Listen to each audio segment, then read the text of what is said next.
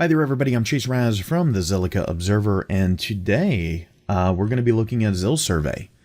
zilSurvey was just announced on April 6th of 2021, and here we are on April 7th, and there's already the FOMO moving into zilSurvey. So let me get you what I know. Let me get you the information that I have, and we'll take a look at this this pretty awesome project up here called zilSurvey. So here's what I know. I started seeing it floating around Telegram in my morning, U.S. East Coast, on April 7th. And taking a look, we have the standard Twitter announcement of the project. There's a Twitter account. Things were making their way around Telegram, and it was Arthur from ZilFlip. Hi, Arthur. It was Arthur from ZilFlip who was doing the promotion on Telegram. So it led Melvin over at Zilstream to say, hey, look, I think this is Arthur's project pretty quickly. Gave me that information. I got in touch with Arthur, and yes, this right above my head here, zilSurvey, sorry, gentlemen, zilSurvey is a project from Arthur at ZilFlip, but it is currently a solo project. We talked very, very briefly. He does want to scale up. There is some market application for this. So let me walk you through the review and let you know sort of where I'm at with the white paper. I think there were a few messages to me saying, kind of asking, am I gonna get onto the white paper for not having a team section? No, because we know where this is coming from. It was easily traceable. And if you don't want a team information, especially in a solo project, if something's pretty easy to trace down who's working on it and what their affiliations are and where they fit in the community, or, those types of things, if they're pretty accessible, then mostly life is good. Looking at the zilSurvey white paper, and I'm going to zoom in as much as I can to make this not unpleasant for everybody watching. The design is pretty nice, a relatively short read, but I think what is here is quite useful. When you go into this first section here, I believe this was titled, Platform. When you go into the Platform section, basically zilSurvey is a survey platform that you might expect to be used for market research, that might be used sometimes for customer feedback. Here in Florida, I see a lot of the theme parks doing this. Walt Disney World, Universal Studios, SeaWorld and Busch Gardens, Legoland. These theme parks, what they'll do is they'll use a marketing platform that's designed to send out surveys, and they'll have you fill out the survey. The thing is, as the person filling out the survey, I don't typically get anything. It's just market research. It's, you get to feel a part of something. So there's that side where there's market research, but this is also used, this type of tool is also used in academics, and I should say academia, but by academics for any type of, like when you're working on your doctoral thesis, and if you're going out and putting anything where you're trying to quantify sentiments, where you're trying to take your sample and pull them. So there are several different tools that this particular service, zilSurvey, makes me think of, and that's where my mind goes. Some of you really may already be familiar with the middle ground between those. There are platforms like Appen and iMerit and Lionbridge, or whatever they're called, where people sign up and they get paid to take these surveys. So the long and the short of it is, a survey platform like this, which we all know, when you're trying to cut costs, when you're trying to cut those expenditures, we tend to go to Typeform or some of those free tools to create surveys. The thing is, when you do that, it becomes increasingly hard to target your market. It's really hard to go in and say, I only want people in this age range, or I only want whatever, because people will, we know this from marketing, people will misrepresent themselves, intentionally or otherwise, right? I'm not saying people are liars by nature. For instance, if I were to ask you how much money you made last year, this is an example I use with my students, but let me make it really drill home. How much to the penny did you make in crypto last year? And your answer would be like, I don't know.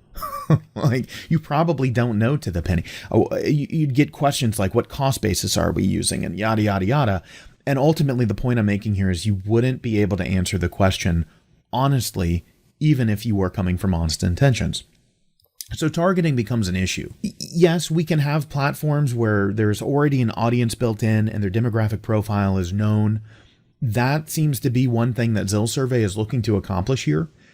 But it does take, and it takes the blockchain and tries to advance the scenario a little bit. So looking at the basic operations of zilSurvey here, several types of questions can be asked within this market research, within this academic research.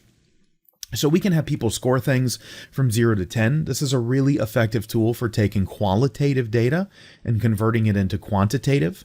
How do you feel about something 0 to 10? How satisfied were you 0 to 10? It's a nice way to put a quantitative number on a qualitative assessment. We see more of that going on with the idea of satisfaction scores. I'd love to see, Arthur, I'd love to see what these look like, what you're thinking there. Satisfaction scores are used to rate services, products based on emotion. Yeah, no, I would just love to see what form they take. There are also descriptive replies that are possible. And I love the language here, and I'm being somewhat sarcastic when I say that, because there are fancy terms being given to short form and long form text answers. The short form are being called quote feedback, right? Where the maximum number of characters is being defined of, okay, participant, you only have so many characters to reply. And then long form is being called direct feedback. Direct feedback, where you have a minimum number of words, maybe characters, whatever, that you have to exceed. So you really have to be more thoughtful about your answer and more detailed. So between, the scoring, satisfaction scores, the range scores of 0 to 10, long form, short form response answers, fairly in line with what we expect. I would love to see more data types, but of course, as clients come in and start creating these surveys, I imagine that's what the initial partnerships are about, learning that. As clients come in and start requesting those things, I imagine they'll happen. So the SRV token for survey, cutely named. There's quite a bit of FOMO going on right now, as I mentioned, and we'll take a look at ZilSwap in a moment. I want to see where we're at, so I can talk you through the tokenomics of this a little bit. This information I don't have from Arthur, this information I don't have from anybody else, but I want to walk you through the monetization of this type of survey, what normally is done, and then look at real world prices to see where we're at. What's the benefit of bringing a survey tool like this to the blockchain? Well, one is, like I mentioned, when I fill these out for theme parks especially, the utility they're offering is they think, hey, look, you get to feel like you're part of the community of this thing people love. Roller coasters and zoos and all these stage shows that theme parks do. You get to feel a part of it because you had input on what's coming or how you liked a certain thing. When it comes to academic research that uses surveys like this, there's typically no benefit. The benefit is purely altruistic of you're helping me accomplish my academic work. You're helping me achieve, and there are inherent problems with that data sampling, however, because your network, anyway, I'm going to save you the lecture on difficulties of academic surveys. There are some issues. By taking the more of this middle ground approach, like I mentioned, companies like Appen that are out there that you can sign up for and do tasks. These are the types of companies where Google and Facebook and others will outsource and farm out some work. They'll say, hey, we have this project where we need to train machine learning. This is one I participated in years ago. We need to train the machine learning for Facebook to identify faces or to identify, cigarettes and pictures or make something up. And so where are you going to get that core data from? You're going to pay a team of people who will volunteer for it for really low financial gain, who just want to be a part of the program, and you reward them by paying them for doing it. So I think the idea of bringing rewards payments of one survey token, one SRV, I think that's pretty smart. I really do. I think that incentivizes people.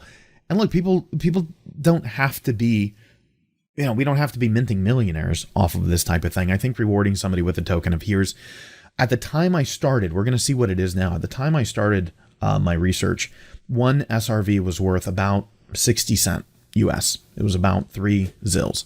I know it's way off from that now because even before I pushed record, we had done a multiple of that. But I'll come back and explain that tokenization and the tokenomics there in just a moment. To create a survey, so when you take a survey, right, you sign up, you give your demographic information, and the survey tool can identify, that targeting thing I started with, can identify if you're the right person to take a survey or not. Are you in the right audience, trying to avoid some of the problems that I mentioned with academic and market research surveys not being targeted properly? To make a survey, it cost 100 SRV. I imagine these are just going to be called survey tokens. Again, when I started the research, we're going to see what it is in a moment, but when I started my research, that was somewhere around the $60 mark for creating a survey.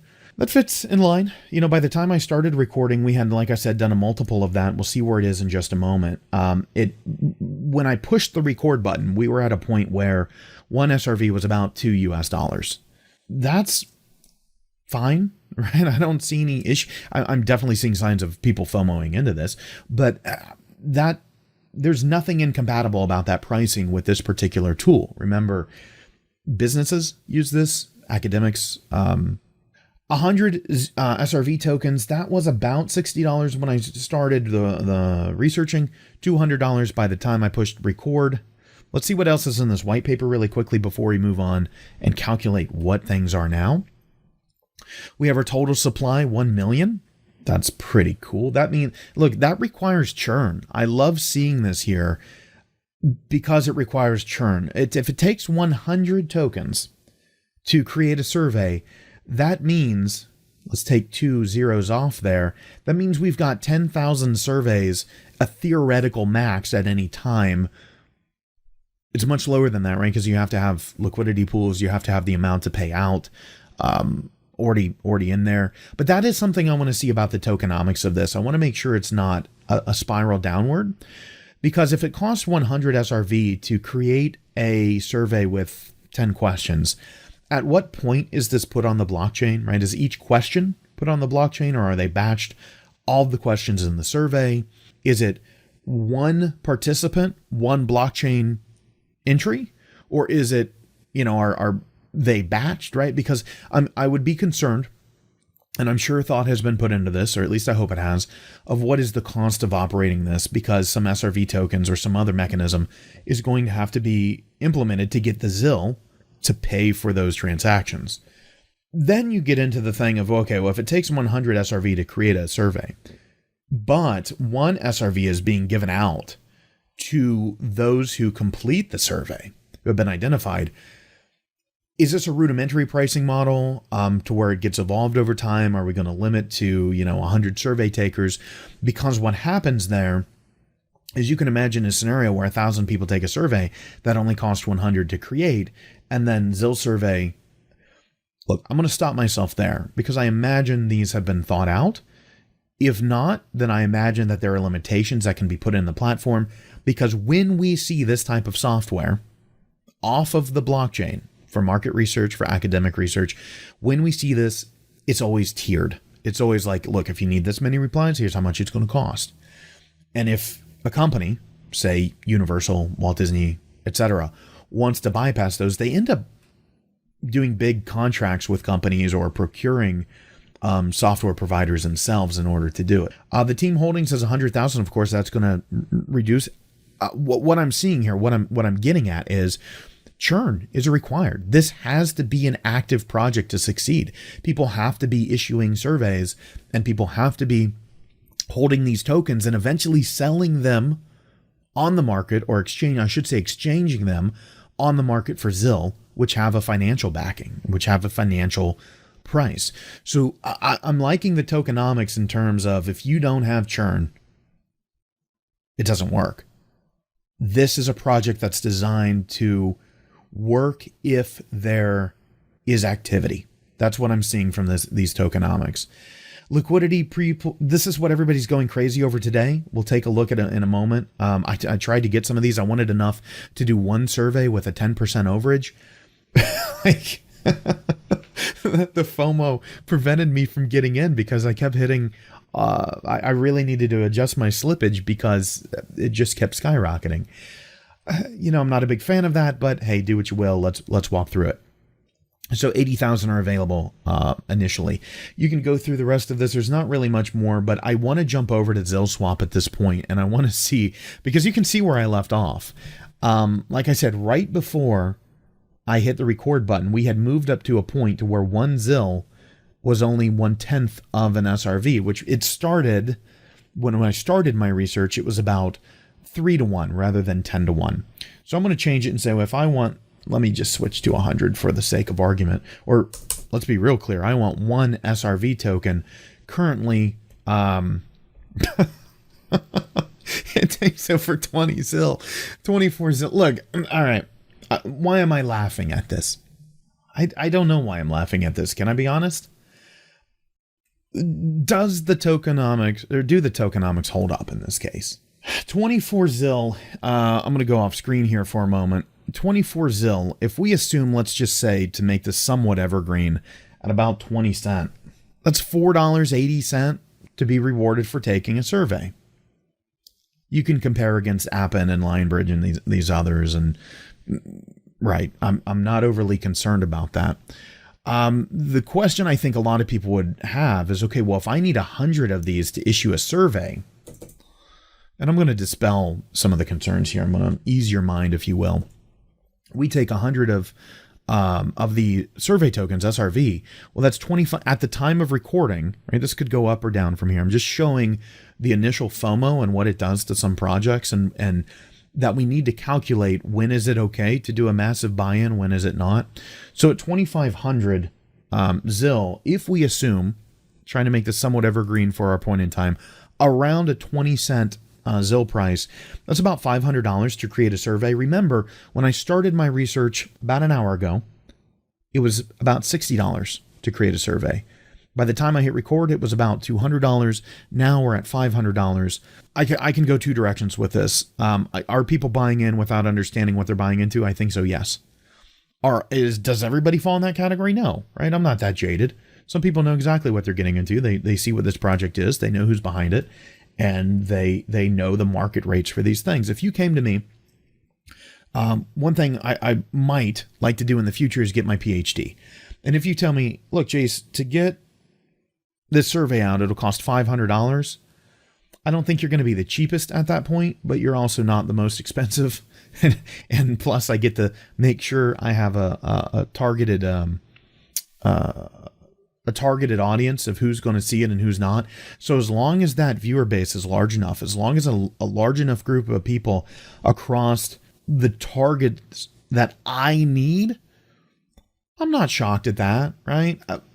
For companies, I'm not going to give pricing, and you can go and research the pricing information, but I will say this, the FOMO hasn't killed the project. The FOMO is not giving me concerns over the pricing. The FOMO is only giving me concerns of why are people FOMOing? How much do you really, if you've bought in, how much do you really know on this? Are you really planning on using surveys, or are you viewing this as a token to just constantly sit and hold? All of those strategies could be valid, but again, revert back to the tokenomics for a moment, revert back to the white paper, and understand very clearly that the way the tokenomics is designed here, at least the way it reads to me, is this project must have churn, must have surveys being created, must have payouts, must have those payouts then being cashed out through exchange to ZIL or other tokens, etc., like rinse, wash, repeat. That's the way I'm seeing these tokenomics. So, we can get into debates on what's the proper strategy here. Do you want to hold a bunch of these and write it to... There is a limit to what companies are going to pay. I want to see what happens when this is opened up for people to join as a participant a little bit more, and to see how large those numbers get. Because if you look above my head right now, registration will open soon. Again, it's speculative right now. So if you believe in the project, yeah, hold a few of them. That may be fine. This is not financial advice, as always, but understand that from my point of view, this is designed to have a high churn. Take that for what it's worth. All right. Some of you say I love to talk and talk and talk. You should feel bad for my university students where I talk for 4 hours at a time sometimes as a requirement of the job, or my corporate training where we go for 8 hours. But I hope this video gives you some insight into ZilSurvey, where it's coming from, what it's designed to do. If anything changes or if I got anything wrong, put it in the comments below. I look forward to speaking with Arthur and others on this project in the future to understand more of its evolution. But we know who's behind this. We know what it's designed to do. We see the tokenomics. I was seeing some FOMO. Right now, it looks perfectly innocent. People just want a piece of it, it looks like. So I'll leave it there. Take care, everybody, and I'll see you again soon in the next review.